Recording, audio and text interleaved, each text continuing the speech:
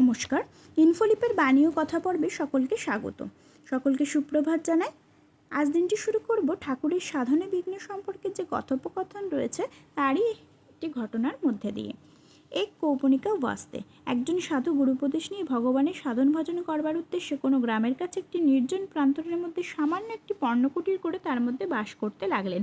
সাধন ভজন করতে লাগলেন। তিনি প্রত্যুষে উঠে স্নান ইত্যাদি করে তার ভিজে কাপড় ও কৌপিন কুটিরের কাছে একটি গাছে শোকবার জন্য রেখে আসতেন। সাধু যখন ভিক্ষার জন্য বেরিয়ে যেতেন সেই সময় ইঁদুর এসে তার সেই কৌপিন কেটে দিত। সাধু পরদিন গ্রামে গিয়ে আবার নতুন কৌপিন ভিক্ষা করে আনতেন। অল্প দিন পরে সাধু স্নানান্তে আবার ওই ভিজে কৌপিন কুটিরের ওপর শুকোবার জন্য রেখে দিলেন এবং ভিক্ষান্নের জন্য গ্রামে গেলেন। ভিক্ষান্তে কুটিরে ফিরে এসে দেখলেন ইঁদুর আবার তার কৌপিন টুকরো টুকরো করে কেটে ফেলেছে। তিনি তাই দেখে মনে মনে বড় বিরক্ত হলেন এবং ভাবতে লাগলেন আবার কোথায় কার কাছে কৌপিন ভিক্ষা করব। পরদিন আবার ভিক্ষায় বেরিয়ে গ্রামবাসী কাছে তিনি সমস্ত ঘটনা খুলে বললেন। গ্রামবাসী সমস্ত বৃত্তান্ত শুনে বললেন, আপনাকে রোজ রোজ কে কৌপিন ভিক্ষা দেবে? আপনি এক কাজ করুন, একটা বিড়াল পোষুন, তাহলে আর বেড়ালের ভয়ে ইঁদুর আসবে না।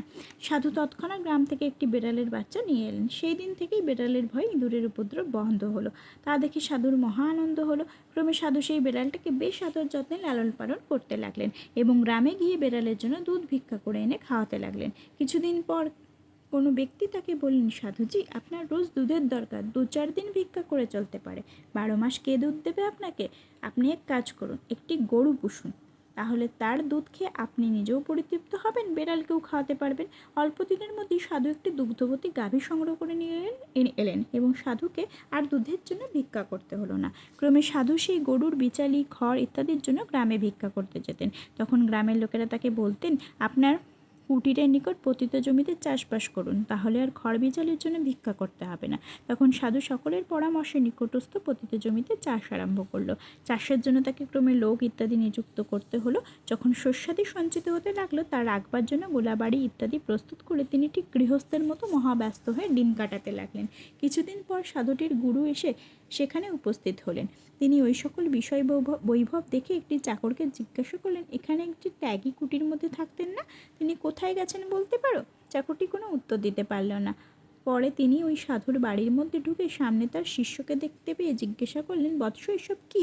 শিষ্য অপ্রতিবত হয়ে অমনি গুরুর পায়ে পড়লেন এবং বলতে লাগলেন, প্রভুজি, এইসব এক কৌপনিকা ওয়াস্তে। সাধুটি একে একে সব বৃত্তান্ত গুরুর নিকট বলতে লাগলেন। গুরুর দর্শনে তার সকল আসক্তি কেটে গেল এবং তিনি তৎক্ষণাৎ সেই সব বিষয় সম্পত্তি পরিত্যাগ করে গুরুর পশ্চাৎগামী যাত্রা করলেন। সকলে ভালো থাকবেন, আনন্দে থাকবেন, সুস্থ থাকবেন। ধন্যবাদ।